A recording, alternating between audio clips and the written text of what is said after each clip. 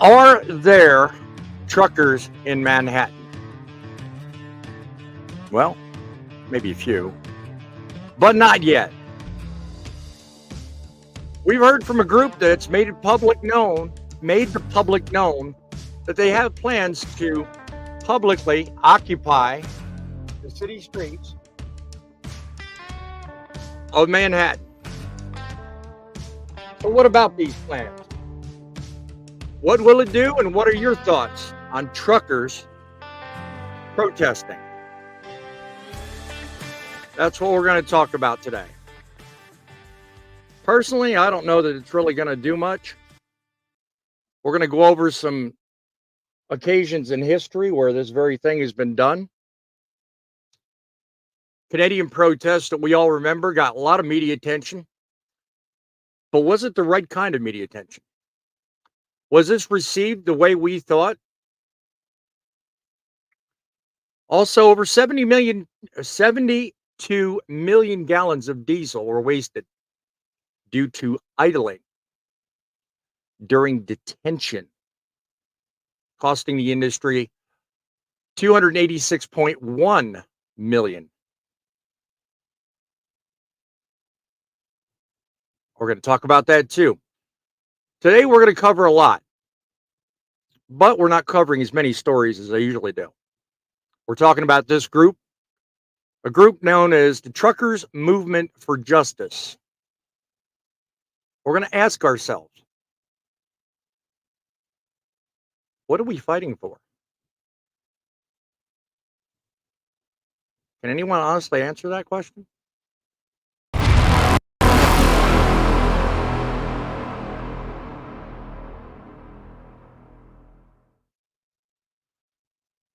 Me personally, I've got an answer for everything. Heidi ho and greetings, diesel lovers, truth seekers, and visionaries all across the world. Boss Man here, coming to you live from the Truckin' City mobile studios. God, I'm tongue-tied starting off. Today we got something that's about to slam into the heart of New York City like a fully loaded rig, tearing down I-95. But worry not, because we're diving straight into a showdown like you've never seen before. We're actually going to make sense of it. Protests, semi-trucks, Wall Street. Yeah, we've been there before, haven't we? That's right. It's all going down in Lower Manhattan. Coming up soon. So I want to bring you aware to that and talk about one other thing. One of the reasons they're fighting is due to Wall Street.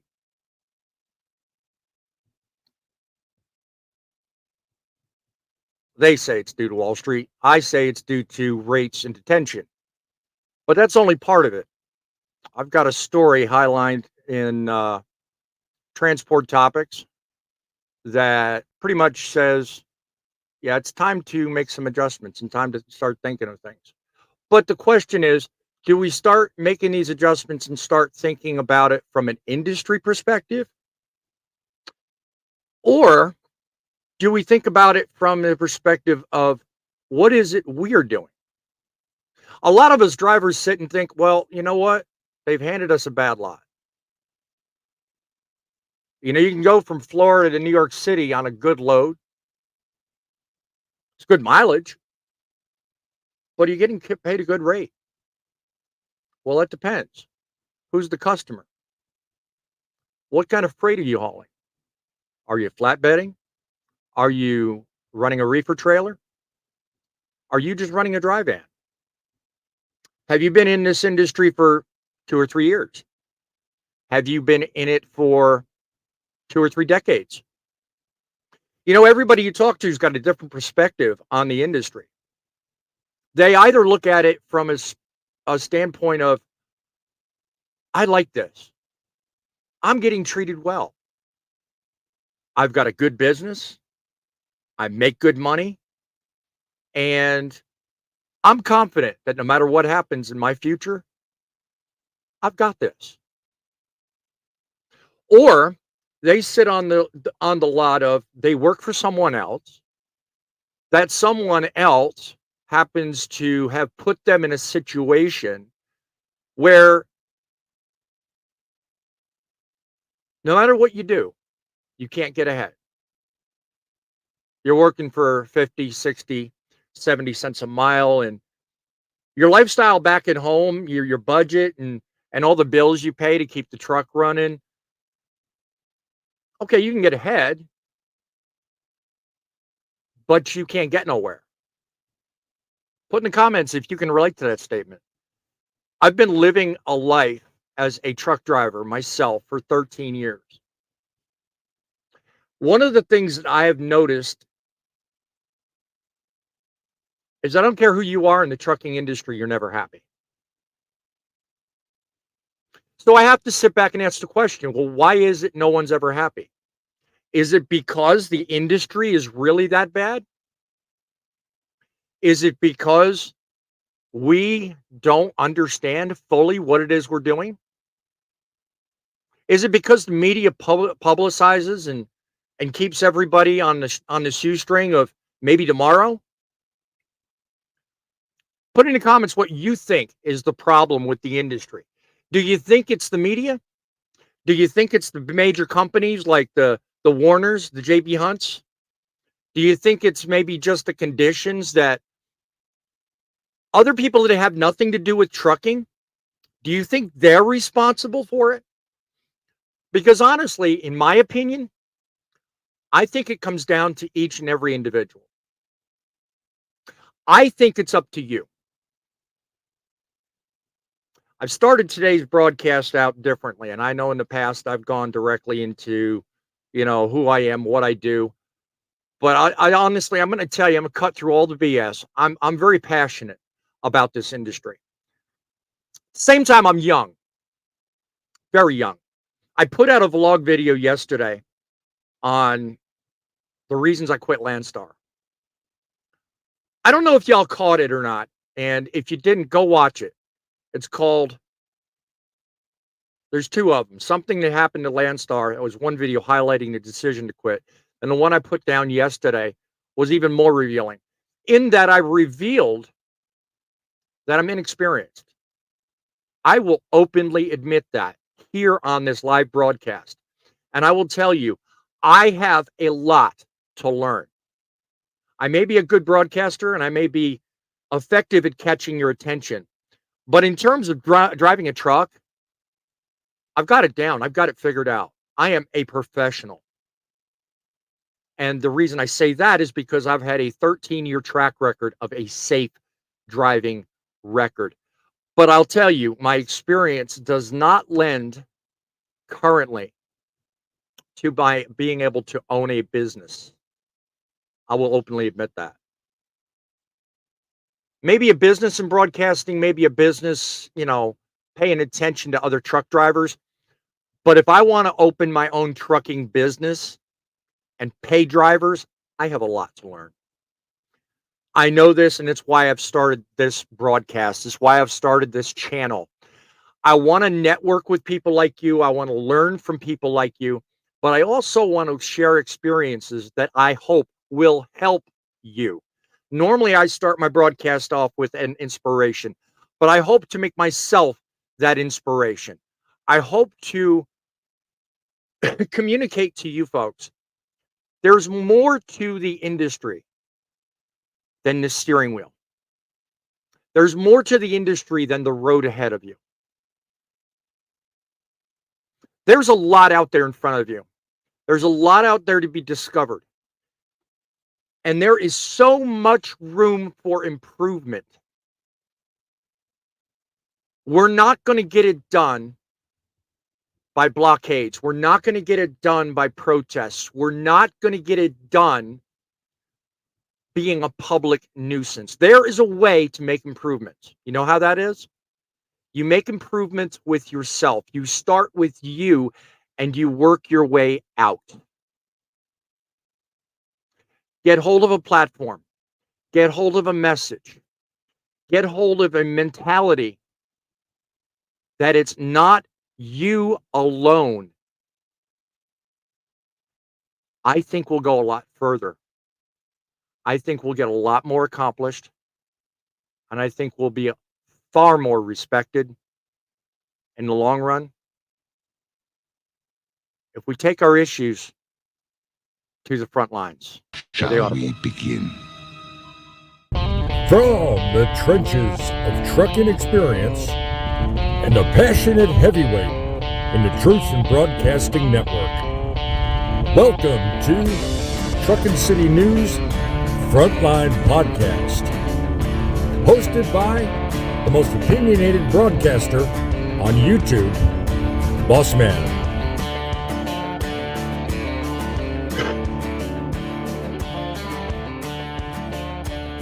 That's right. It's me, Boss Man, live and in the flesh. We are covering issues like no one else. We are giving you a show like no one else. We are providing you with a platform where you can sound off on issues that matter to you. Help start a movement. Join us today. Become a subscriber, like this broadcast, and pay attention because it's about to get real. We give you news that no other platform will. A lot of people can read the news, a lot of people can run a show, but we show you how it's done. We bring the issues front and center to you, and we give you a phone line and a way to sound off. You want to get in touch with me, Boss Man? Go ahead, call 860-785-3547, 860-785-3547. Go ahead and send me your thoughts on this story through the email. Send me comments. Send me links to news stories you think aren't covered right in the media. If you don't like the way it's covered, if you disagree with what's being said, you send me the link. You tell me what you like or don't like about it, and we can bring it here and talk about it. Making a difference in trucking. We can make trucking great again. I represent you, the truckers. I bring with me a panel that comprises over 100 years worth of grand experience on different areas. You got flatbedders, you got reefer drivers, you've got drive and drive, you've got people that have experience in all walks of life. I welcome you in the audience to become part of a movement that will make trucking great again. It happens. One road, one code, one load at a time. I'm Boss Man, a man myself of over 13 years experience in trucking, 3 decades in transportation. I have started something called the Truth in Broadcasting Network. This golden microphone every weekend will sit here and be open for you, talking about stories that affect you. Given a skill granted by God with the ability to read a story, creatively write an opinion, and deliver to you that which you need to hear. We're going to dive straight into what I think is issue number 1. And that is this whole thing about detention. This whole thing about detention really is what started it all. A group of guys got together and they said, you know what, enough's enough, okay? You want to know what's really happening in our industry? Let's talk about detention time.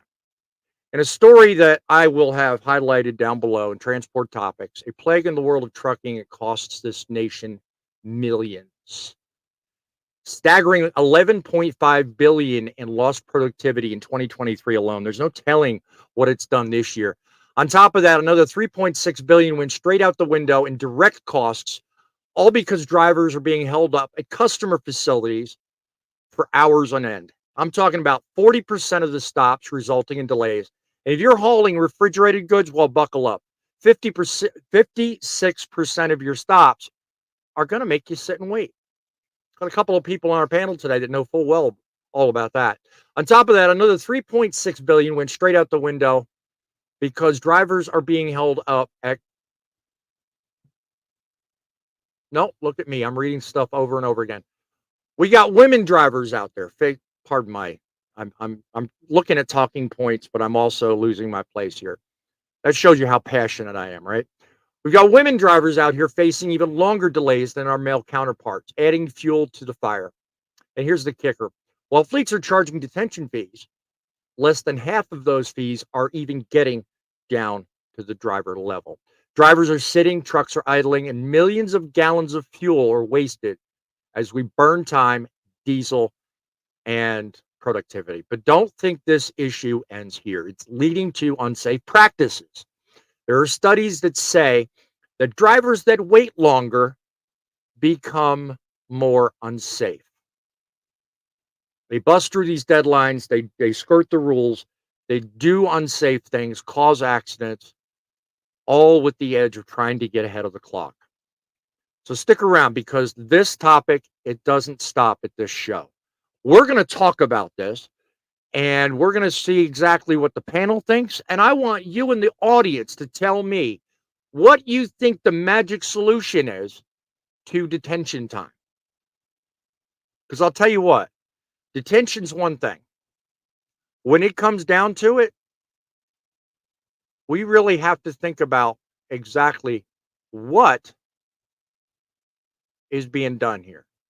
Detention is only part of it. You know what? There's another group out there that thinks that wages are a problem. And to be honest with you, yeah, wages are a problem. So if you lease a truck, if you drive a truck and you're under somebody else's thumb,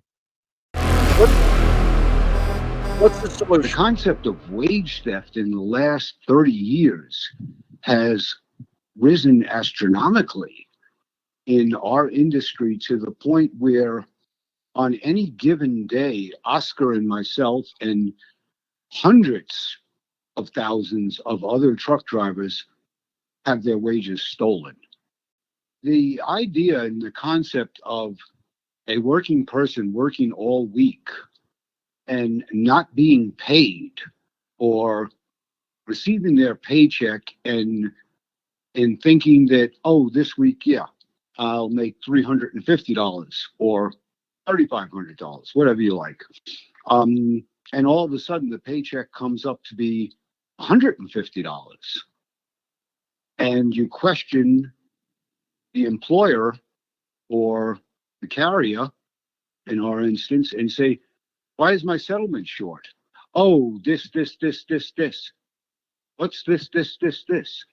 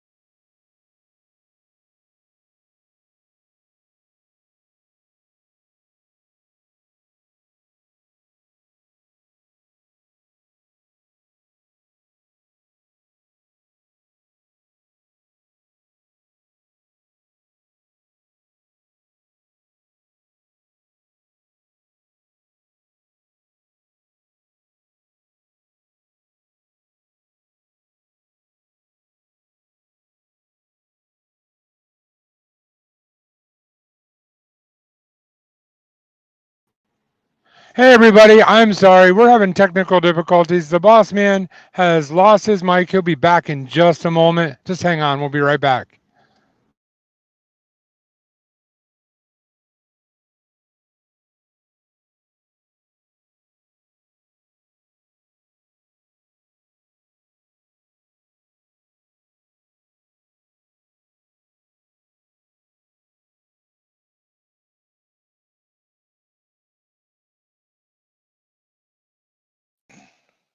All right. Sorry about that, guys.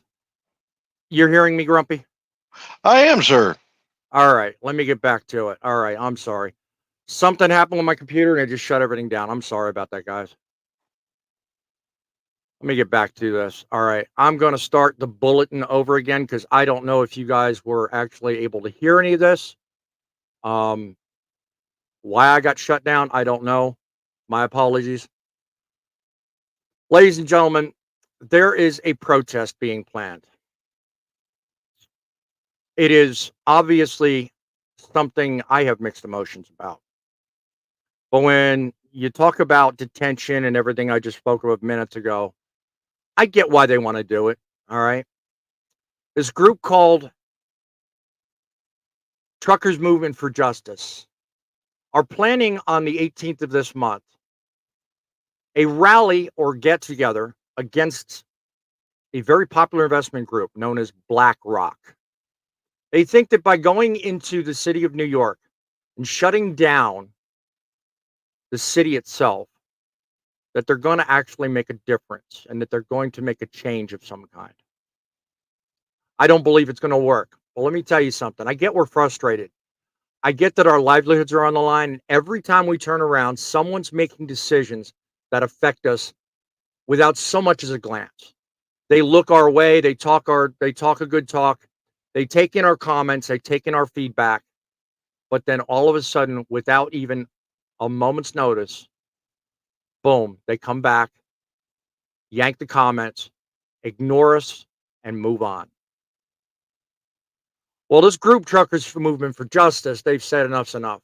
So they planned on the 18th to get together, and they're going to block up city streets in front of Wall Street, and they're going to camp out in front of BlackRock, and they're going to make their voices be heard. Well, let me tell you something. Protesting in the streets, blocking access to businesses, grinding the city to a halt, it's not a new thing. Truckers have tried it time over time, and we've been met with mixed results. Does anybody remember this? Does anybody remember the Canadian protests? Are they just whole bunch of other people just joining without any real understanding of the issue? I don't believe they changed anything other than they bullied the government into, getting rid of some of the masking. But other than that, I don't think it was effective at all. In fact, I think it was really ineffective. Emergency. Sorry, guys. Nothing's cooperating today. I'm trying to get everything to cooperate with me, and it's not Declaring working. a state of emergency and is demanding the truckers go home now. Meanwhile, the media keeps hammering the truckers as dangerous insurrectionists. Everything is on the table because this unlawful activity has to end, and it will end. Some of the organizers of this protest, which, as I mentioned, started more than a week ago. The police chief says COVID protests are a, quote, nationwide insurrection. They do want to overthrow the government. A nationwide insurrection driven by madness. It's not just truckers. There's a lot of, I've heard there's QAnon supporters in the crowd. Residents that I have spoken to who say they feel terrorized. And White House officials are urging Canadian leaders to use their federal powers to break up the protests.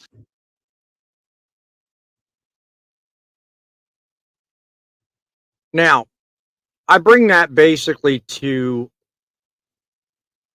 show you there's public perception and then there's media spin. We need to be smarter than what we've done in the past. What we've done in the past hasn't worked. Trucking isn't just about moving freight. It's about moving the needle of public perception. The public isn't watching the government.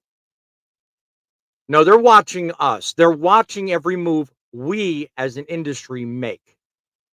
Every protest, every rally. They're going to paint us as the bad guys. The government, they'll just sit back and watch us hang ourselves with our own rope. We need a new strategy. This industry's under attack, and it's definitely not being treated with kid gloves.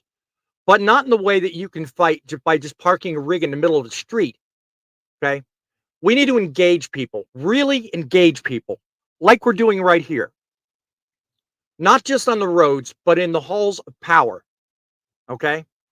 That means getting active with local governments, local media outfits, channels like you're watching now, people that see the industry the same way you do.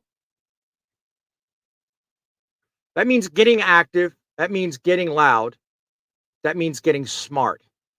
This is where social media comes into play. My friends, you want to protest? Fine. Do it from the palm of your hand. Do it by flooding social media.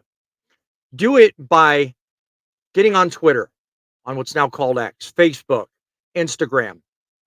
These platforms and what we're doing right now, they can give us the edge of giving us the attention without turning the country against us.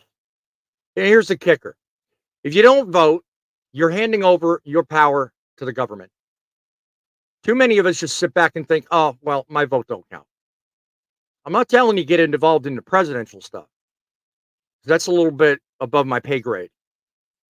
But don't live in a town where they have a voting booth where you vote your chairmans, your governors, your transportation specialist, or any of those local positions that greatly affect you. You know, the same people that pass these laws that you can't park on city streets after dawn every third Tuesday of every second month of every day they write in a book. No. These people are the ones that are passing these laws that funnel their way up to be the FMCSA, the DOTs, the people, the policies, the laws. They're the ones we're talking about. These are the things that are what is getting us to the point where we want to go to New York and we want to sit on Washington, the Beltway. We want to sit in front of the Capitol. We want to look bad. We want to make everybody's life hell because then we are showing the, oh, woe is me thing. But then the media turns around and uses it against us years later. It's time to stop playing the victim. It's time to stop all this needless BS and start playing the long game. Guys, I'm talking directly to you. Get involved. Get on this channel. Get on others. Get on other channels. Get out. Get active. Get loud. And when you've got something to say it in the place it counts.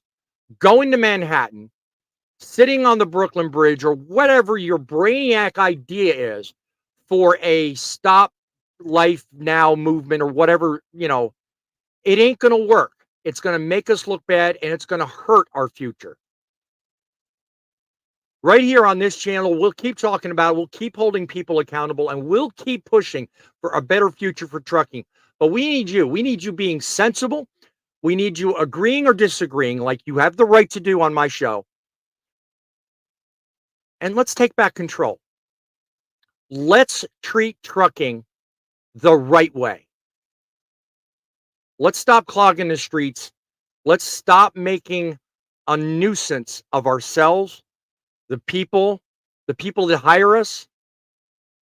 Let's start taking this seriously, guys.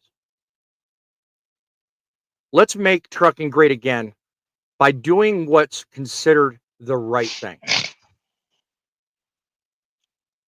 Once again, I said I had a panel of over 100 years worth of experience. I'm not lying to you, my friends. I've dropped one out. I hope he comes back. Driving with John was on the panel. But as usual, I've gotten long-winded. This is how it works, folks. This is how I am going to run this show. I want you to seriously benefit from it. Most of all, I want everybody here to benefit from it. So let me ask you, Grumpy, what do you think about the idea of yet another chance at somebody clogging up the roads, making a statement, do you really think it's going to make a difference? No, honestly, it's not.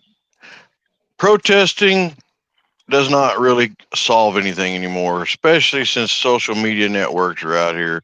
Like you're saying, it's best to come on shows like ours or get yourself out there on your own lives and stuff and let people know how you feel, but do it in a sensible way, so that way people know what's going on and can comment back and give feedback.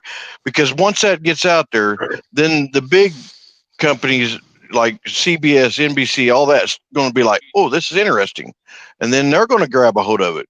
Now, that's to say that they may tear out what they want, which is usually what most news networks do, but that's how it's going to happen anymore, because standing in a picket line anymore, protesting, really doesn't solve anything. No, and just for your benefit, only because I know everybody in the Canadian protest, they really thought they were doing something. But you know what? Just doing a simple search, one search, netted this result. Declaring a state of emergency and is demanding the truckers go home now. Meanwhile, the media keeps hammering the truckers as dangerous insurrectionists. Everything is on the table because this unlawful activity has to end, and it will end. Some of the organizers of this protest, which, as I mentioned, started more than a week ago. The police chief says COVID protests are a, quote, nationwide insurrection. They do want to overthrow the government. A nationwide insurrection driven by madness. It's not just truckers. There's a lot of, I've heard there's QAnon supporters in the crowd. Residents that I have spoken to who say they feel terrorized.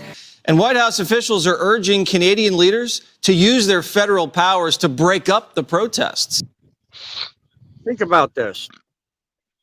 Every time something like this is done, if the White House takes on this persona and this opinion, and if the Canadian government does what it eventually did to break it up, what happened to everybody as a result? Are we better? Have we solved our issue? Have we really done anything worthwhile? Poet, you mentioned in the comments a minute ago about Rebel News. What actually happened in that protest that none of us here know about? Okay. The protest started, yes, on account of COVID. No problem. We were mandated to wear masks. Most of us really didn't care.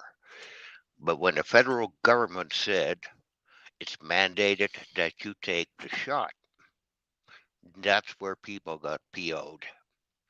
And especially So here in Western Canada. So the problem was the shot. It wasn't just the rule. So was it one or both?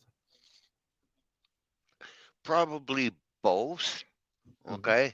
The masking rules, yeah, I could understand it, and because I don't want to catch COVID. But the mandate that I had or have to take an injection, that's an invasion of privacy on me. Okay. Do you think the average truck driver felt that way? And do you think that's why they staged this protest the way they did a couple of years ago? Yes, I do. Okay. Looking back Now, to, what did it do you think anything changed after all said and done? To a point, it told the public that, hey, you don't have to take this. You don't have to take the government shoving a needle in your arm or wherever else. Right. You have some degree of self-autonomy. You have the right to make your own decisions. Now, the mask man, okay, that was all over. Didn't matter where you were. Right. You don't wear a mask, you don't get to eat in this restaurant, you don't get to go to the hospital, you don't get to go in the grocery store because they were all scared of catching it. The only Which is thing fine. the only thing I'm trying to focus on, Paul, and I don't mean to cut you off. At the end of it all, No. once the protest ended, was there any change of mainly what they started griping about after the protest was all done? Was there any change, or was it just pretty much same old, same old? It's the same old, especially after the government instituted Yeah. their Emergencies Act and Okay. arrested a whole bunch of people and put them on trial. Now, one thing I noticed and I remember was that if you talk to different groups of truckers throughout the U.S., number one, most of them didn't cross the border and go into Canada. But if you asked them what they thought it was about, they always gave you a different answer. They always talked about it from a perspective of, well, it's about this, it's about that, it's because of this, it's because of that. And because of that, we dealt with the perception from the public standpoint that it wasn't effective enough, because at the end of the day, nobody really knew what the whole thing was all about. Everybody had a different opinion, and the perfect proof is right here. Are they just whole bunch of other people just joining without any real understanding of the issue? I don't believe they changed anything other than they bullied the government into, getting rid of some of the masking. But other than that, I don't think it was effective at all. In fact, I think it was really ineffective. Think about that. At the end of the day, you have a news report that shows someone thinking that it did almost nothing, or to use their wording, wasn't effective. All right. This group I'm talking about plans to shut down indefinitely. They don't mention a time frame. They mention a start date, but they've so far said they're going to do this. And watching one video, which is linked in the description of this live show, by the way, I'm not playing the video and I'm not announcing much beyond the person's face on the opening script that I showed you about Billy. I'm not going to give any publicity to something I don't fully believe will be effective. But having said that, even the people, there's a group of 4 of them, I believe. 4 people that are headlining this Truckers Movement for Justice, and they're setting all this up. And all 4 of them have a different goal. They have a different reason for doing this. And I can tell you, first of all, unless you have an industry-wide statement about what change you want, you're wasting your time. You're wasting my time. You're wasting theirs. You're wasting resources of probably not only the city of New York, but you're wasting federal government resources that would otherwise, I think, be more effectively and efficiently dedicated to solving the problem you're trying to create, to solve the problem you're trying to mediate. You're creating an environment, in my opinion, that serves to work against you. If I have the 4 guys that started this movement, all have different opinions, it's a fragmented thing going. So fragmented as a start, it's going to end up fragmented. Yes. I have in front of me the there's a post, okay? I'm not looking at the screen. I'm looking at a secondary. There's 2 people that I'm going to call out, Billy Randall and Oscar Lobos. Those are the 2 individuals that have gone public with their decision to do this. One of them was pictured in my audio clip early on.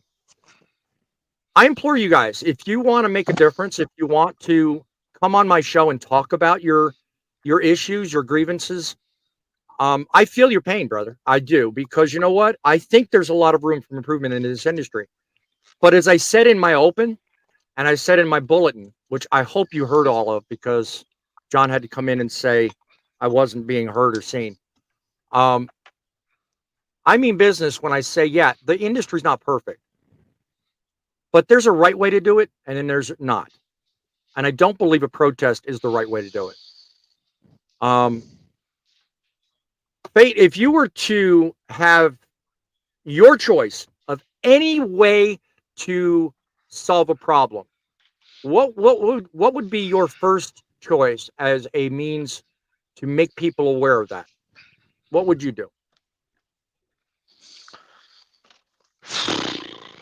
Wow, that's I'm putting you on the spot, but yeah, I mean, honestly, let me ask you the surface question. Do you agree with staging a protest to raise awareness of something like wages? okay. Let me be clear about something. You Do I always are. believe? Do I believe in like protesting? Absolutely. I believe in peaceful protesting. Right. In my opinion of peaceful protesting, you're not interfering with the general public. Right. You might be a nuisance, like a picket line somewhere or something like that, but you're really not impeding anything with the general public. They're hearing you, they're seeing you. Right. I personally would never be involved in something that is going to cause somebody to look down on the point that I'm trying to get across. The easiest way for somebody to look down at a point that I'm trying to get across is interfere with them. Now, you might say you have to interfere with them for them to hear you. I get that too, and I do understand that. Right. But no, I would not take part in something that blocked streets, that blocked buildings, that did anything like that, because basically, like, history recently has shown us, if you do that, you might get in trouble. You know what I mean? Well, whether it's right or wrong. Right. Well, my thing is, and this is where I decided to bring this into the show and make people aware of it. You know, similar to what you're saying, Faye, I think the media spins it in a way that goes against us. The public sees it in a way that doesn't help our cause. I mean, I don't know of a way of having a protest. Now, I know of a way of striking and protesting peacefully, as you worded. There's a difference, okay? If you believe things are so bad that it warrants a change such that, okay, you've got to make a stand, then striking is an effective means to do it. Okay, but that means you've got to pick a location that makes it visible, but at the same time, do what you were just talking about a minute ago, and it's doing it in a way that doesn't block access to needed services, businesses. You know, like for example, last year there was a lot of publicity about something called a slow roll. Now, in my mind, that slow roll was handled very professionally. It was done well because the slow roll was not blocking the entire interstate. Yeah, it was annoying if you were trying to get from, I believe it was Chicago to anywhere in Arkansas. You had to roll through Joplin on 44, and that's where they were holding it. And you had to go on by them very slowly because they were doing like 20 miles, maybe 15 miles an hour down the drive lane, leaving the passing lane open. And they had their signs, their flags, their noise, the whole 9 yards. That's effective. It doesn't completely block access. Emergency vehicles can get by. We can get by. Life goes on. We see them as we drive by. Everybody wins. But when you go down to Manhattan, the central hub of Wall Street, right in front of BlackRock, and you know how Manhattan is. If any of you have been down in Manhattan, you know there ain't but usually only 2 lanes you can drive in. You know, I don't know Wall Street because I've never driven past, 42nd and 5th Avenue and all that. I've never been that far down, much to my cousin's chagrin. She'd love to have me down there, but I've never gotten there. I've been down 2nd Avenue. I've been down 3rd. I've been down, up and down, Roosevelt Parkway there, in and out of Manhattan. you can't do any manipulation or movement without really wondering if you're going to get hit. And then you put a huge amount of truckers in there blocking up, what is it, Fifth Avenue that meets up with Wall Street, I guess? I don't know. I'm not geographically familiar, but you do that and you're actually gridlocking the city. I don't believe anything will be accomplished. I think a loud noise will be made. I think you'll piss off a lot of officials. You'll get mad a lot of Port Authority police officers. But at the end of the day, I don't think the message is going to be effectively delivered, because as it stands, I don't think they all know what their message is. You've got one of them that represent the ILA or speak for the ILA. Now, for those of you that don't know, the ILA is the International Longshoremen's Association. They're the people that actually bring in, take down, and manipulate all the containers off the ports, in both LA, Long Beach, the New York Port Authority, all up and down the coast. If a container moves off a boat, the ILA's got their hands on it. It's the union. Yep. Okay. You have another outfit that's part of this protest. They're part of the railroad union, the FRA. They're part of the outfit that runs and regulates railroad car traffic. Who goes where, what goes where.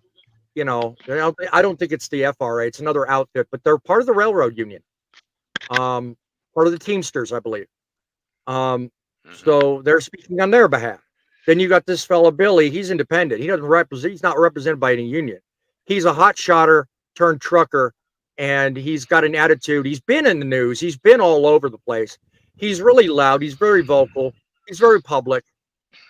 I'll give him credit. He's definitely not one to hold back. He speaks his mind. But everybody's got their in. Everybody's got their. If everyone involved had one message, I think it would probably be a lot more effective, but it's not. This thing they're starting, and I fear what's going to come of it is going to turn into another Canadian protest. Yeah. I think it's headed for disaster. That's my opinion. Put down in the comments, guys. Let me know if you feel otherwise. If you disagree with me, I want to hear.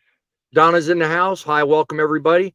Gotta be safe. Have a good day. Thank you for joining us. We don't have many comments, but I'll tell you what. I hope the replay gets a lot of attention, because I'll tell you what. I put my opinions out on my video yesterday, and I really don't think protesting is the way to do it. I think this is the right way. I think we need to focus on sending the right message.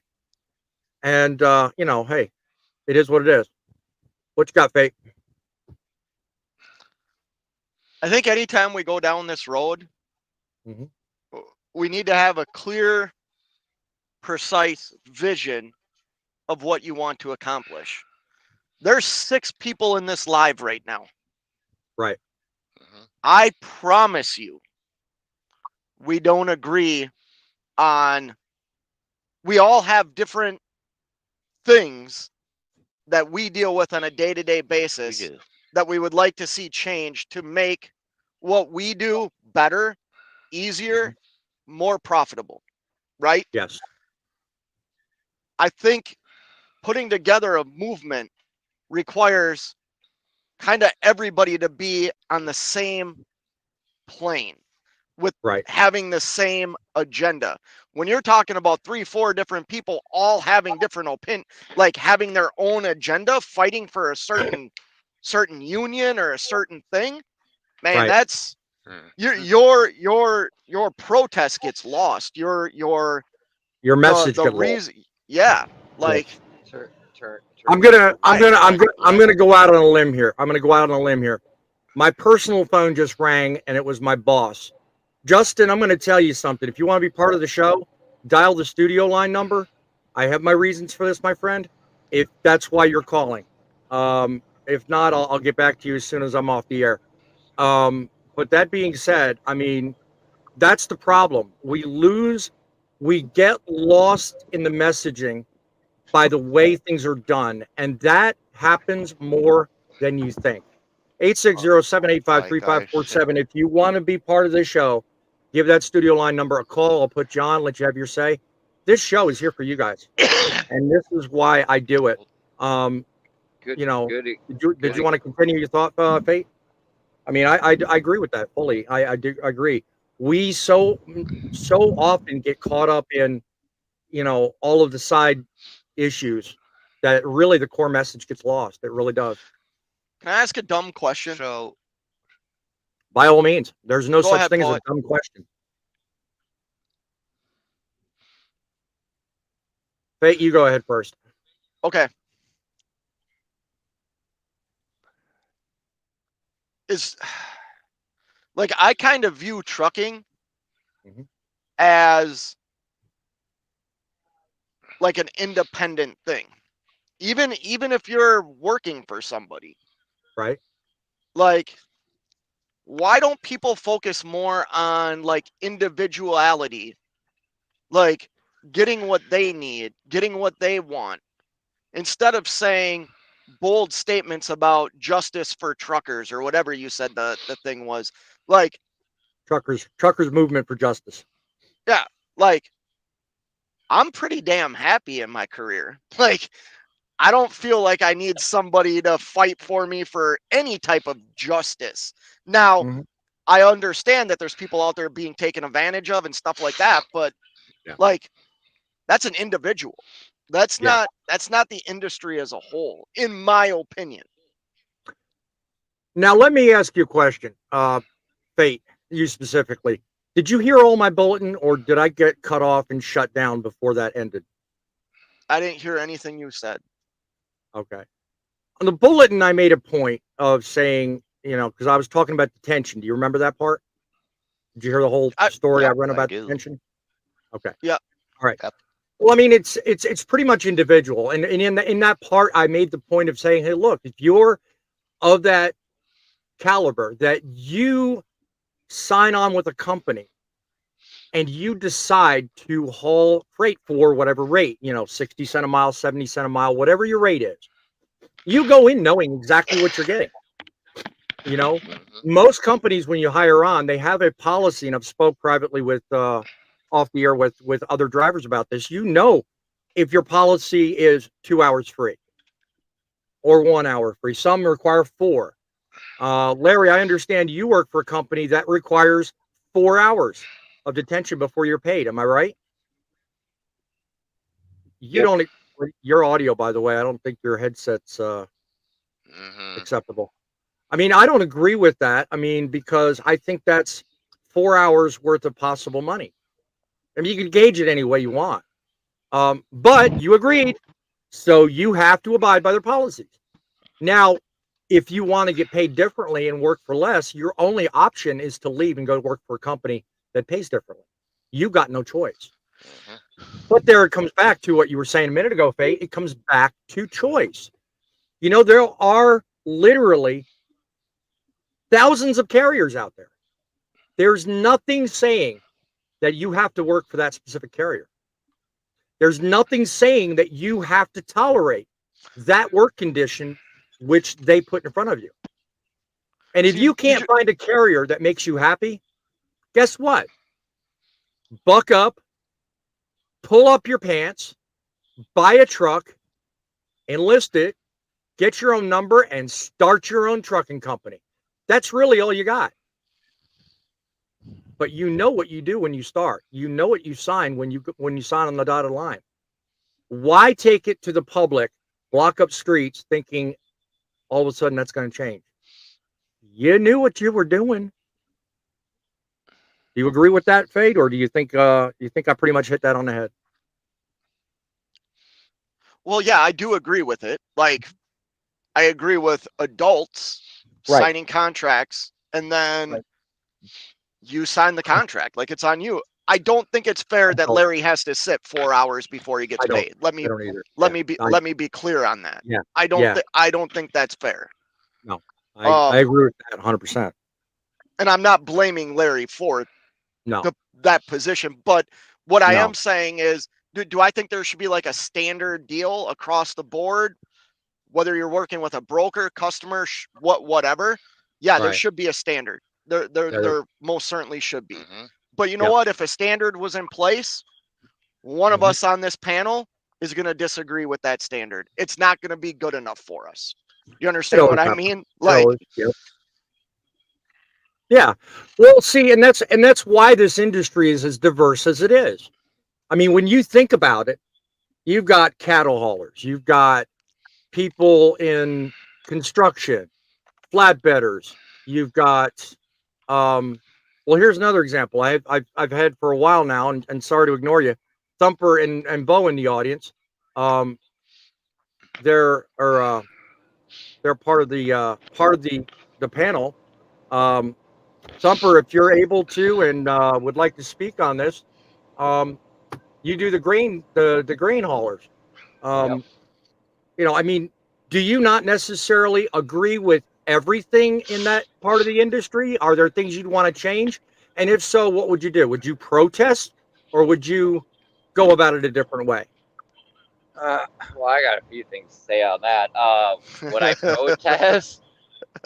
No, because I mean, I'm gonna have to agree with you guys. There's a right way to protest, the peaceful way. But you know what? Right. I don't have the time or the day to do it. Most of us don't. You're right. I need to make money to support my family. Exactly. So I have no interest in protests. And Faith up there remembers a few years ago in Minneapolis, we had a protest and they blocked the road. Well, I had to drive through that, and there was a truck driver who did not. He was actually they were trying to break into his truck, and this was on I-35, I think it was. Right. And he took off and killed a person. And granted, he got out of that charge, but I couldn't live with that. You know, me personally, I couldn't live with that. Now, in the grain and cattle part of the detention stuff, I would love to get paid detention. Right. We don't get detention. There's places that I go to, not really to throw a business under the bus, but as a grain hauler, everybody knows this place, North Dakota State Mill, hauling wheat mids. I sat there. The longest I've ever sat there was 38 hours waiting to get loaded. And I did not see a penny of detention out of that. Wow. It's the same up There's ridiculous.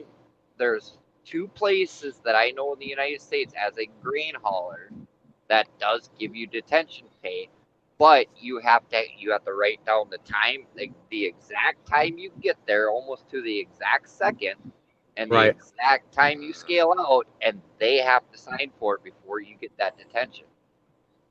Now, cattle, I would love to get detention on that because I'm on my way to Sweetwater, Nebraska right now with a load of cattle on. Right. And I apologize for my absence on Wednesday, but I had a lot of personal No, stuff don't going on. apologize, man. You got to work for a living, brother. You come at your leisure. I don't expect nothing from you guys. Well, it wasn't work. I'll explain later on that. But I'm on my way down to Sweetwater, Nebraska right now. I picked this load up last night, hence why I was a little late this morning. I had to get a couple hours of sleep. I go unload this load, and I'm going to sit in Sweetwater till Monday night because there's nothing coming back to North Dakota. Because it's a weekend. It's a weekend. Right. So well, nothing ever changes on weekends, mostly. No. So I totally get that. And in the cattle industry, sometimes you get those weekend loads where you can bounce back and forth, and other times there isn't. But with our cattle haulers, especially my guys, they will pick up at the sale barn. They will drive to the plant. I'm just going to refer it as the plant. Right.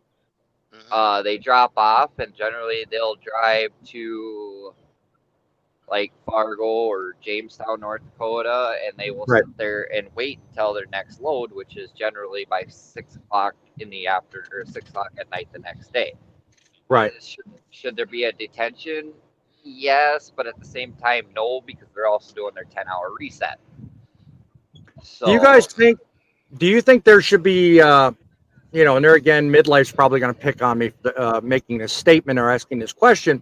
Do you guys think there should be like a national standard on detention? Rather than being so diverse and rather than being so crazy, this company does this, or this company does that, where I get paid for one thing, Larry gets paid for something completely unreasonable. Picking on you, buddy.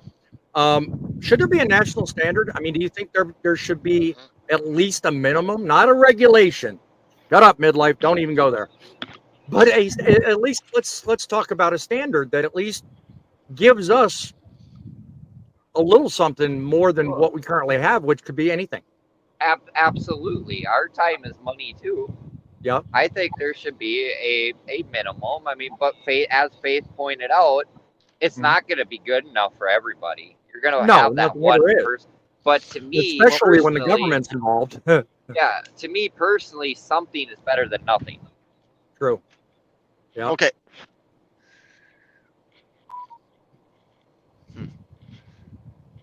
You're gonna say something, Fate? I'm watching your face. You're thinking something through.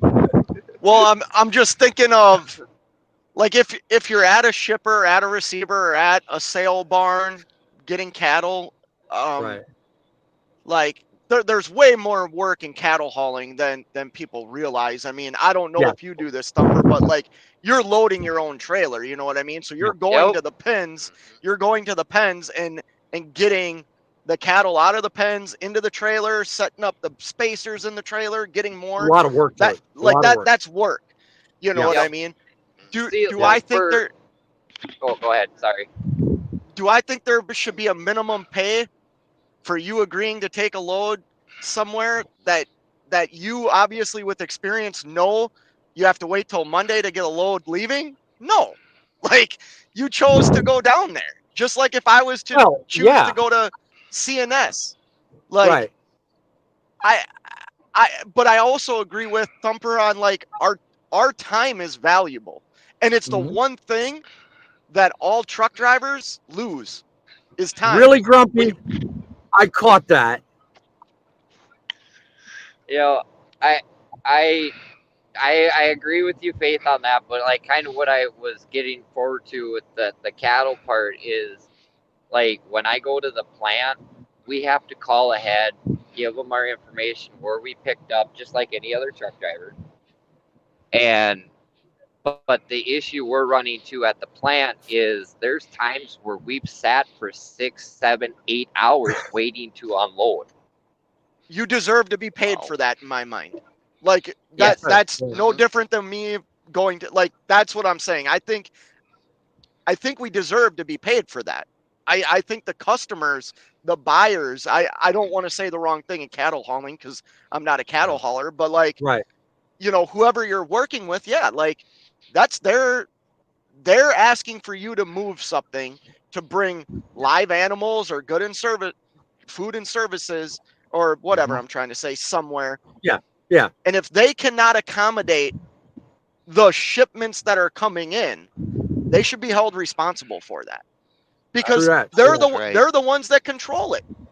Right. They're the ones that set up the appointments. But yet on that I fully agree.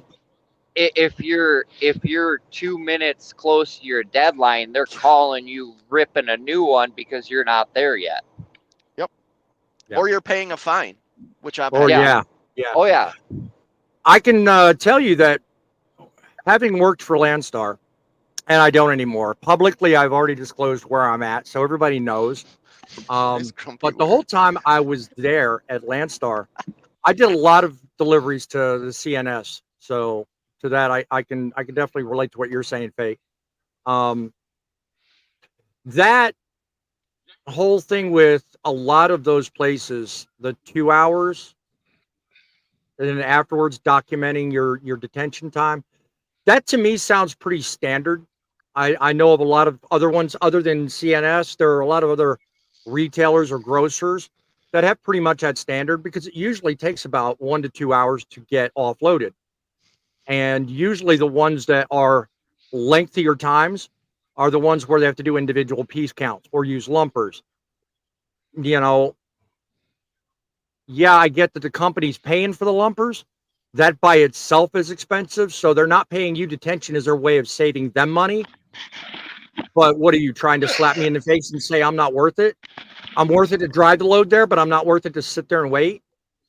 Now, on the other side of that argument is, well, by taking that load, because Landstar offered thousands of loads, anywhere from 30 to 40,000 loads on their board a day. So, you could choose to do something else.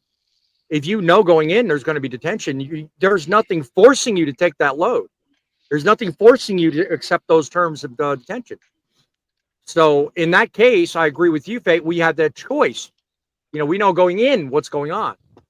But there are those people that work for a company that's just their policy across the board. Do I like it? No. Those people like it? Probably not. But that's where I came from asking the minimum standard question, because, there are some of us that don't have a choice. You made the choice point earlier. Yeah, there are some of us that don't have that choice.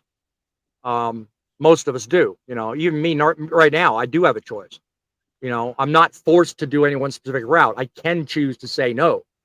Not many of us out here, on this panel have that choice. But you trying to make a statement, Grumpy? I'm just showing them I'm proud to look like my YouTube idol. Come on now. Okay. Statement heard. I don't know if the challenge is accepted or not. I'm the only one that knows how to wear a cowboy hat. With you, it looks like a freaking prop. Thanks. Just saying. Hashtag just saying. We needed that. That's right. If Faye was cracking up. Oh, I know. I saw you pop on and off real quick. I thought maybe you were playing with this. TJ Bull of the Woods. Trucking is the only industry that seems to work for free. Sitting at shippers and receivers is BS. Company drivers should be paid hourly and CPM, paid for all their time. I'm glad to hear you feel that way.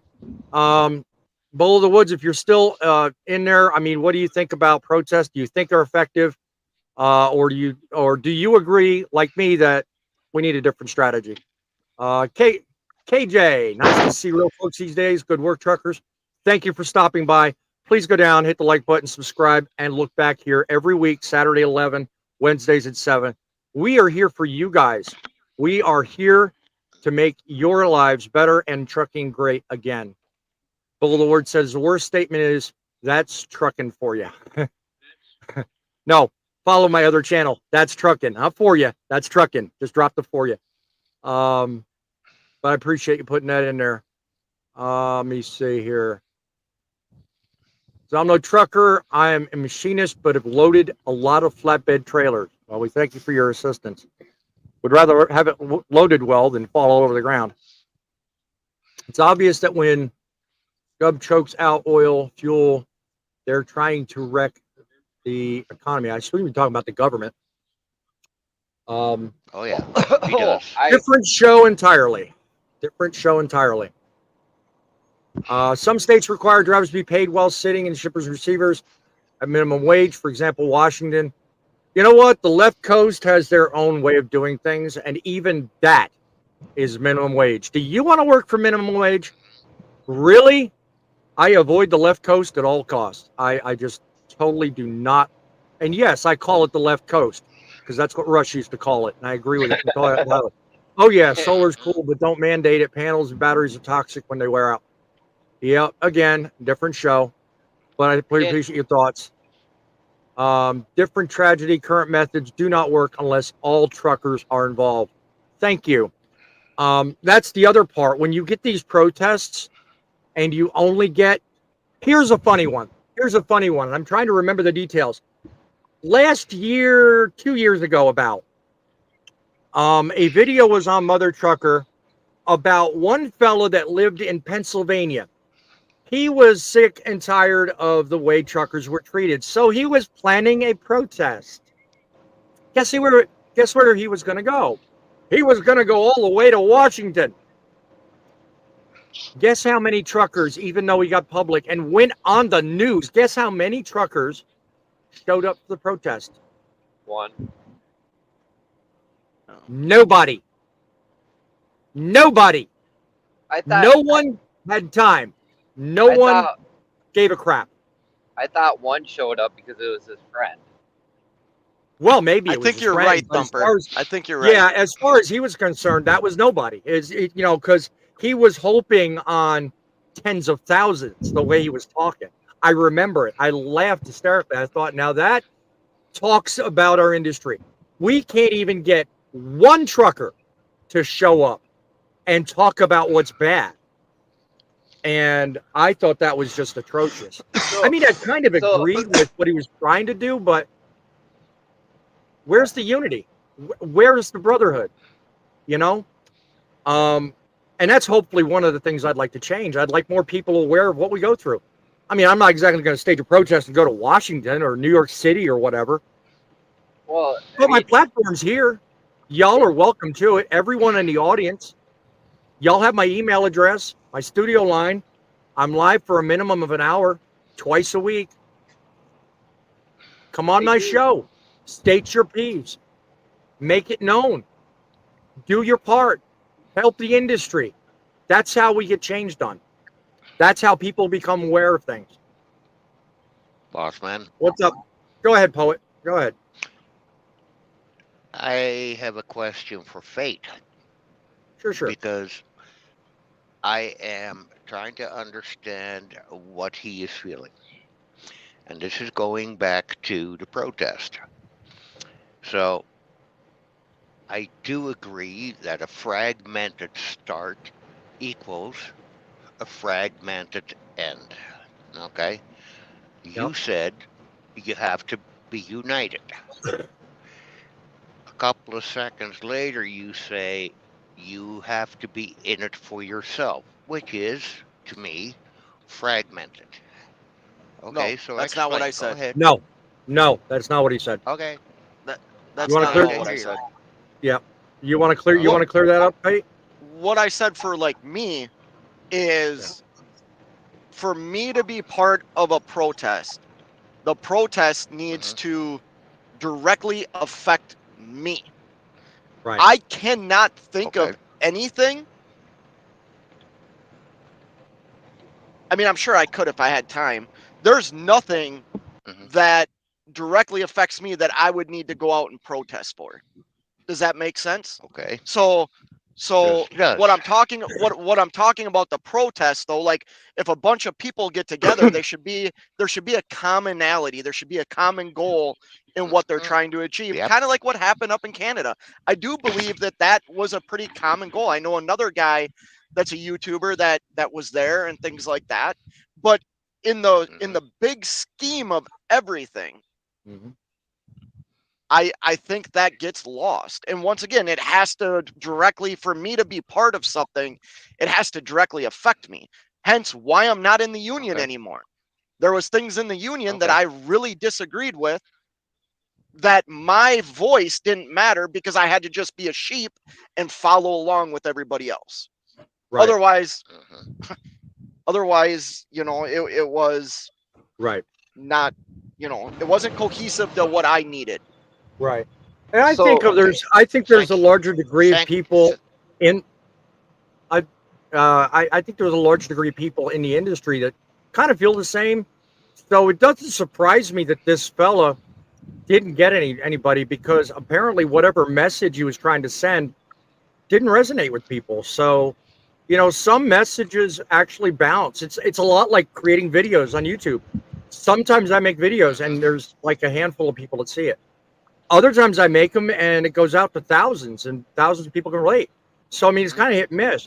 But if you get the right message with the right velocity behind it, enough people will back you. I mean, it's just a matter of, you know, figuring it out and doing it the right way. So, Personally, Mike- I don't think that going to New York City, blocking up gridlock cities is the way to do it. I don't think it's that's going to get you towed away. all that's going to get Thanks you is for what, Larry? explaining, Fate. All that's going to get you is towed away. Yeah, I think in the end, you know, the cost is bared heavier on the trucker in a case like that. But not only a that, big rig, how a big weird wrecker is $500 just to hook up. right? Well, they'll charge more if they know it's an event like that. Say again, Thumper. Go ahead. So now the real question is, they go do that, they block all this stuff up. How is that? How is the government gonna make some kind of law or regulation or something against the rest of us who aren't participated in that and want nothing to do with that? It doesn't affect just them; it affects everybody. Don't forget, New York That's City right. Mayor Eric Adams is a Democrat. He'll make sure the truckers. He'll make sure the truckers don't repeat one event after another. Trust me. You don't remember Thumper, but maybe those in the audience do. It wasn't long ago. Eric Adams personally went around to certain neighborhoods and had trucks towed out of neighborhoods in the city, where prior to that they could park and stay overnight.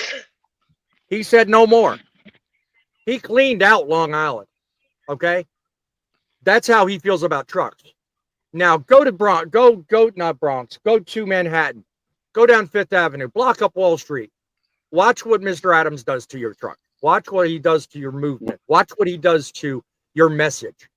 That man's going to step on you like a roach, and he's going to throw you out like yesterday's dinner. Well, So, I get that, you know, he'll be like that, but that, like, again, they're all the way over there in the East Coast. I'm here in the Midwest. You got people over in the West Coast. It's going to affect all of us because it's going to make us look bad. Yes, indirectly. Everyone in the industry looks bad when something goes wrong. And, you know, unless you control it in a certain way, you know, the media has a way of controlling everything. Really, they do. Hey, the only protest / convoy I could think of that was kind of successful was that coast to coast one from California to DC a couple of years ago. Not really.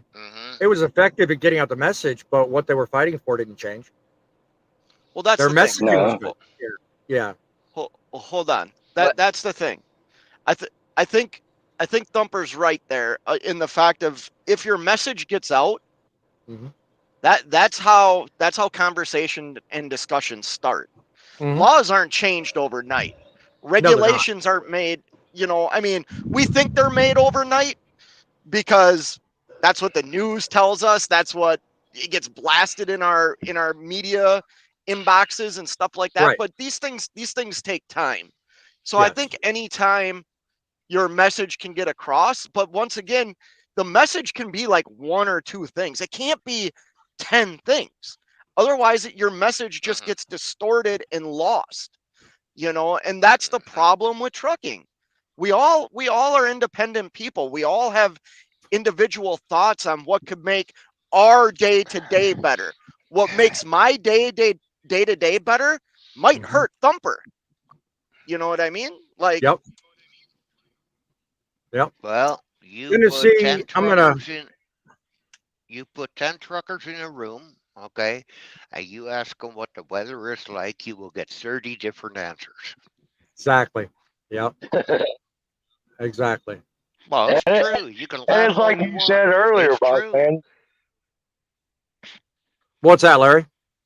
And it's like you said earlier. All four of them have a different opinion on why they're even doing the protest. So, if they can agree on one thing, right there, it's going to fail. Yep. I mean, just the point I was trying to make a minute ago. The media spins everything. I mean, look right here. The media will spin everything.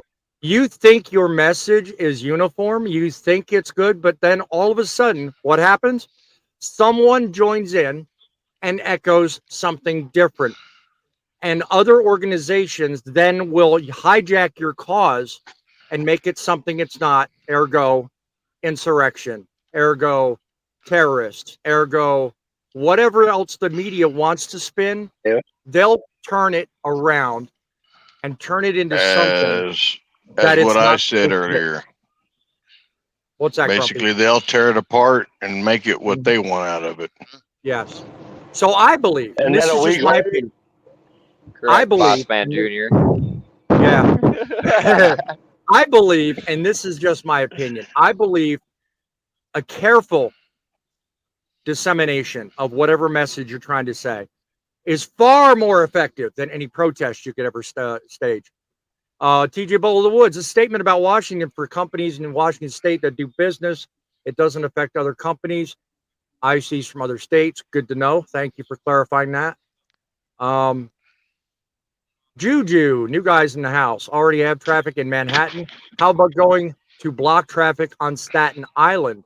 More sympathetic crowd over there. Well, you know what? I mean, thank you to Juju for making that point. Anywhere you go, whether it's Staten Island, the Bronx, the Queens, Westchester, Rochester, Syracuse, Joplin, Missouri, Sacramento, California. It don't matter where you're talking about. You're doing a protest and blocking access to anything will be hijacked by the media, by others that don't care about you and will take over the cause, turn it into something it's not. In the end, it will serve to negative your cause, hurt your cause, deepening your message, sounding off a bunch of alarms to a bunch of people that really would otherwise not need to get involved. If you want to get your message out, there is a far more effective way. I think this right here is a hell of a lot more effective. And I think it's a lot more because there are people here that want to hear what we have to say. Not a bunch of people that care less.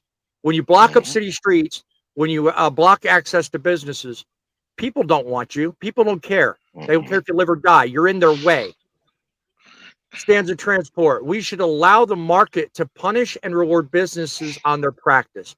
If we find a business not paying the drivers or having shady practice, we should not work for them. Yes, sir. Amen. Thank you for your contribution to the show. I mean, really, everybody has the same access to the internet. The internet doesn't need a protest. The internet doesn't need police intervention. The internet doesn't need logistics and planning to timely get your message out.